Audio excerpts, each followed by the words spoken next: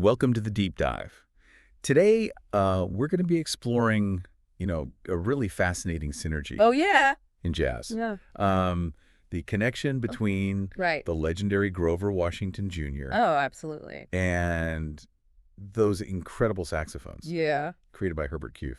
I love it. You've provided some really, really great material on both. Oh, good. So I think we're in for a real treat today. I think so, too. Yeah, it's a story about how Yeah. the right instrument can almost become like an extension of an artist's voice, Yeah. and we'll be diving into their, Yeah. individual brilliance and then exploring how they came Yeah. together to create something truly special.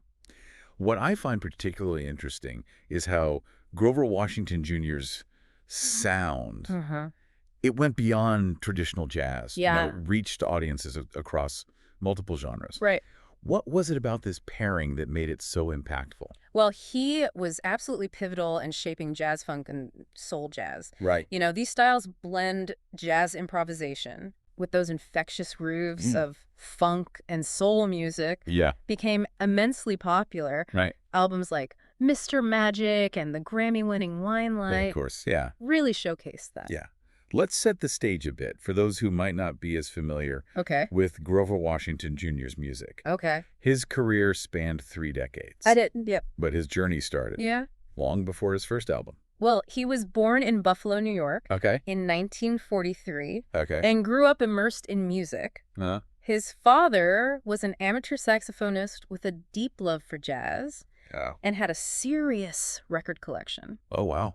Imagine young Grover surrounded by the sounds of legends Yeah. like Benny Goodman and Charlie Parker. It's incredible how those early influences I know. can shape an artist's sound. Totally. And his father gave him his first saxophone at just 8 years old. Yes, talk about an early start. Wow. But it clearly paid off. Yeah. By his teens, Grover was gigging locally and even sneaking into clubs to learn from seasoned musicians. Oh, wow. He was exposed to both jazz and R&B. Yeah. And you can see how those experiences contributed to that unique blend he later became known for. Yeah, it's interesting how he seemed to, Yeah. soak up inspiration from different sources. Yeah. Not just sticking to one particular style. Uh-huh. This early period really foreshadowed his future It did, yeah. as a musical innovator. Exactly. And while he was honing his skills, another innovator was busy Yeah. shaping the tools that would later amplify his talent. Right. Herbert Couf wasn't just any instrument maker. Yeah. He was a clarinetist himself, No way. a composer, Okay. and even served as the principal clarinetist Wow. for the Detroit Symphony Orchestra. That's incredible. Talk about credentials. That makes so much sense. Yeah. He wasn't just building instruments. He was building them from the perspective of a player Yeah. who understood the nuances Yes. of performance. Right. What makes his saxophone stand out from a technical perspective? Well, he incorporated a range of innovative features Yeah. like rolled tone holes, Okay. which helped create a smoother, Okay. more consistent tone. Uh-huh. Imagine those tone holes with gently curved edges Okay. instead of sharp ones, improving the flow of air Right. and impacting the overall resonance. Oh, interesting. Couf also focused on the ergonomics, Okay. designing the keywork for comfort and responsiveness. Yeah. This allowed musicians to translate their ideas Oh, yeah. with greater precision and control. So he was thinking about both the technical aspects of the instrument Yes. and the artistic needs of the musician. Absolutely. It's this combination of technical precision Yeah. and artistic sensibility Right. that made H. Couf saxophones so special. Did Couf's background as a clarinetist influence Yeah. specific aspects of the saxophone's design? Well, it's fascinating to consider how his experience as a clarinetist Yeah. directly informed his innovations. For example, clarinetists often struggle with intonation, Okay. getting those notes to sound perfectly in tune. Right. Yeah. Couf's rolled tone holes address this challenge, Okay. not only for the clarinet, but Uh-huh. also for the saxophone. Interesting. This likely played a role in the smooth, even tone Yeah. that Grover Washington Jr. was able to achieve. It's like he was designing the saxophone he always wished he had. That's a great way to put it. Yeah. And remember, Couf wasn't just a clarinetist. Right. He was a composer as well. Yeah. This means he understood how musical phrases are built, Right. how melodies flow, and how an instrument can best serve the artist's expressive goals. So he wasn't just thinking about notes, but about the bigger picture Yeah, of musicality. Yeah. And clearly, Grover Washington Jr. recognized that. He did. He could have played any saxophone, Right. but he chose H. Couf. He did. That speaks volumes. It's a testament to both Grover's discerning ear and Couf's innovative craftsmanship. Yeah. And what's so interesting is that this pairing wasn't just about technical specs. It was about a shared artistic vision. Do you think there was a particular quality or characteristic? Oh, I think the warmth and responsiveness of Couf's saxophones really aligned with Grover's style. Yeah. His playing had soulful, almost vocal quality, and the H. Couf saxophone complemented that perfectly. Yeah. They both had a focus on bringing out the emotional depth in the music. That's really interesting. Yeah. It's fascinating how these, like, seemingly separate journeys, you know, I know. a talented musician in Buffalo Right. and an innovative instrument maker in Detroit ultimately converge to create I know. something so impactful. Yeah, it really highlights the power of those unexpected connections, you know, in shaping music history. It's not just about the instrument itself, but like how it interacts with the artist's unique style and vision. You mentioned how Couf saxophones were known for their responsiveness. Yeah. Did that play a role in how Grover Washington Jr. Oh, yeah. approached improvisation? Absolutely. Imagine having an instrument that almost anticipates your next move, Right. responding seamlessly to your every breath and finger placement. Right. That's what Couf saxophones offered. Wow. They became an extension of the musician's voice, Right. facilitating a deeper level of expression. So it wasn't just about hitting the right notes, Yeah. but about how those notes could be Right. shaped and manipulated to convey emotion. Exactly. Grover Washington Jr. was known for his Yeah. soulful, lyrical playing style. Right. It wasn't just about technical virtuosity. It was about telling a story through music. Right. And the H.Q. saxophone became his trusted storyteller. You can almost hear that conversational quality in his playing. Right. That like back and forth between Yeah. artist and instrument. That's a great observation, and it's particularly evident in his improvisations. Right. The saxophone's fluidity allowed him to explore a wider range of melodic ideas, Yeah. to bend notes with precision, Right. and to create those signature phrases that became instantly recognizable. You mentioned signature phrases. Do you think there are specific examples in his music where the H. Couf saxophone's qualities are especially apparent?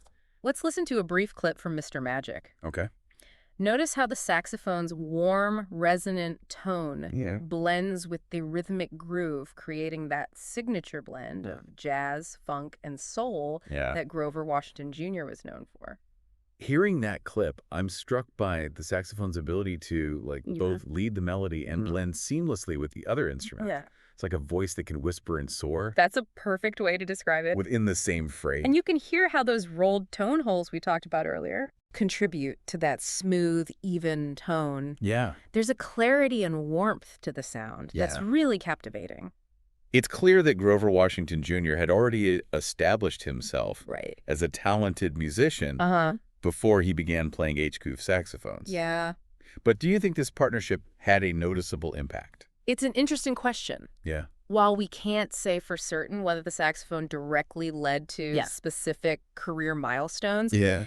it undoubtedly enhanced his artistic expression. Yeah. And as his popularity grew, the sound of the H. Couf saxophone became synonymous with his music. It's like the saxophone became part of his sonic brand. Exactly. That unmistakable element Yeah. that set him apart from other artists. And as his music gained wider recognition, so too did the reputation of H. Couf saxophones. Right. It was a mutually beneficial partnership, Yeah. each elevating the other's profile. Speaking of wider recognition, Grover Washington Jr.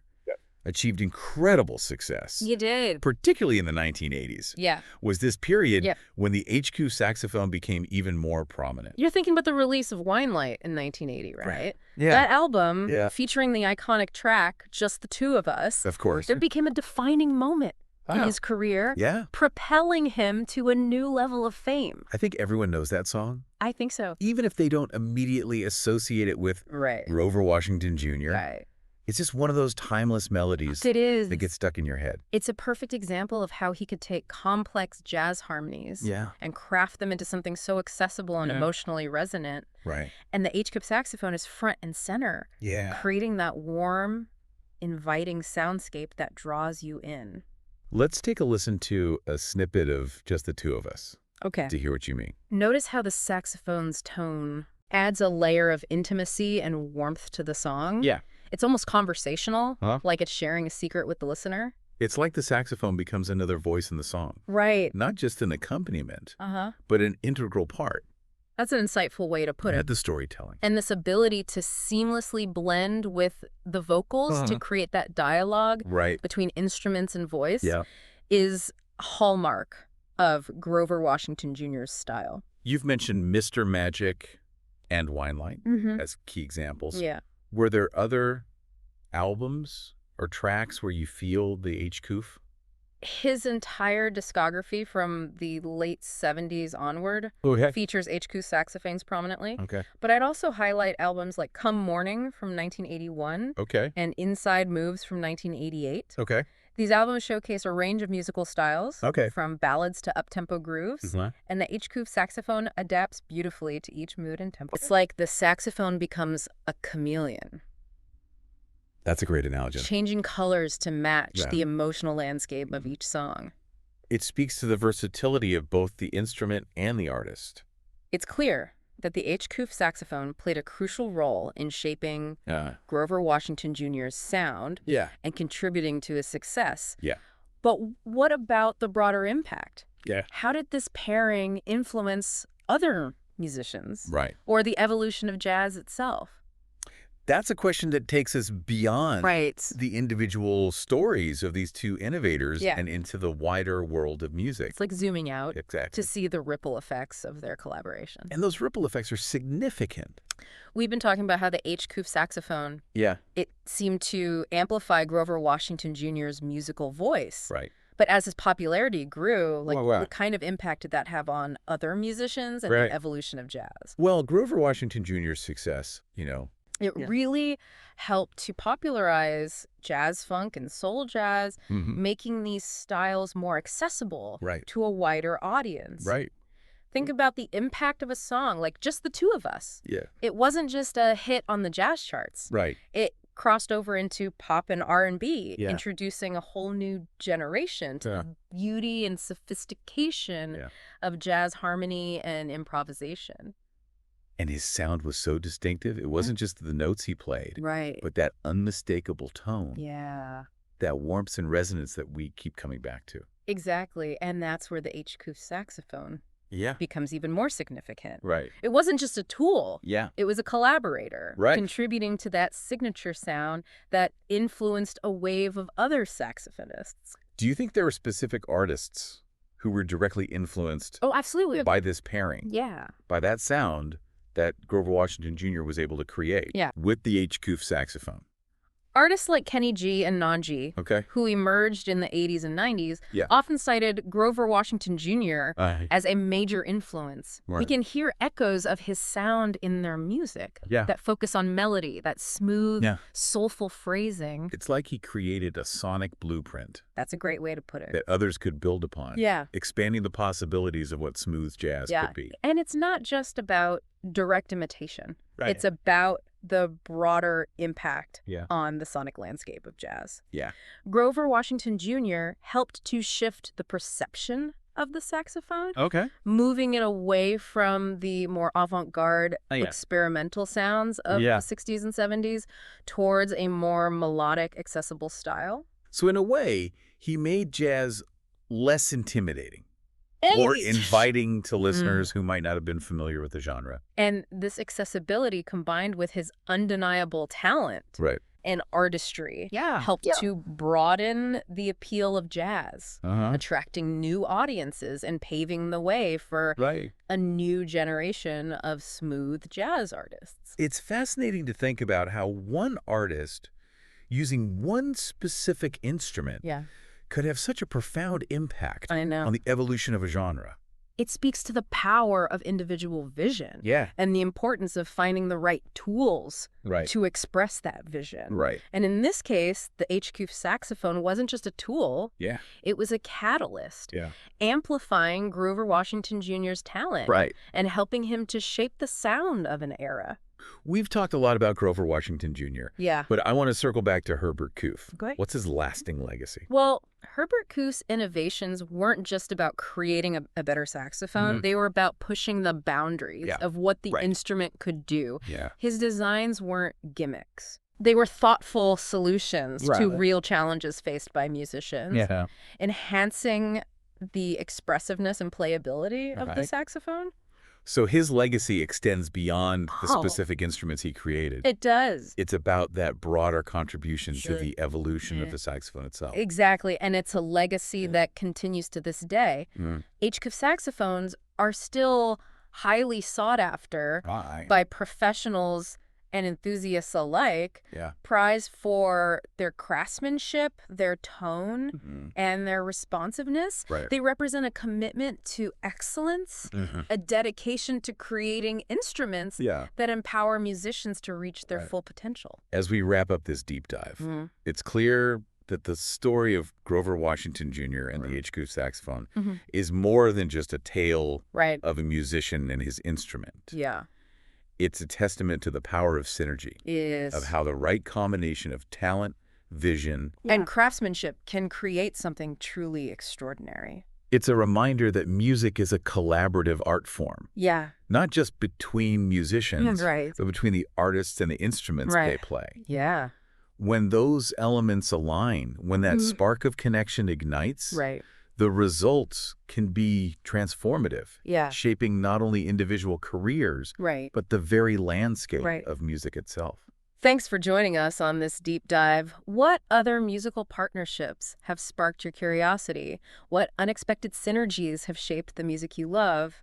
We encourage you to keep exploring to uncover those hidden connections that make the world of music so endlessly fascinating.